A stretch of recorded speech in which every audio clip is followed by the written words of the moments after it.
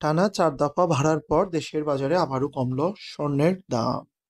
এবার ভরিপ্রতি ৫,৪৪৭ টাকা কমিয়ে ২২ ক্যারেটের প্রতি ভরি স্বর্ণের দাম নির্ধারণ করা হয়েছে ২,০৮,২৭২ টাকা।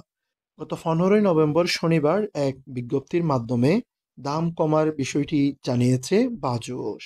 ১৬ই নভেম্বর রবিবার থেকে নতুন এ দাম কার্যকর হবে বলে জানিয়েছে বাংলাদেশ জুয়েলার্স সমিতি। বিজ্ঞপ্তিতে জানানো হয়েছে, স্থানীয় বাজারে তেজাবি স্বর্ণের দাম কমার পরিপ্রেক্ষিতে এই নতুন দাম নির্ধারণ করা হয়েছে।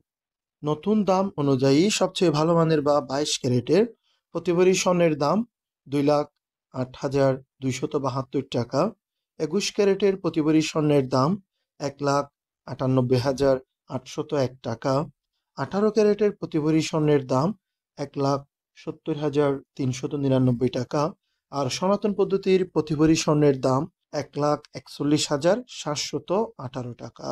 স্বর্ণের দাম কমানো হলেও অপরিবর্তিত রয়েছে রূপার দাম।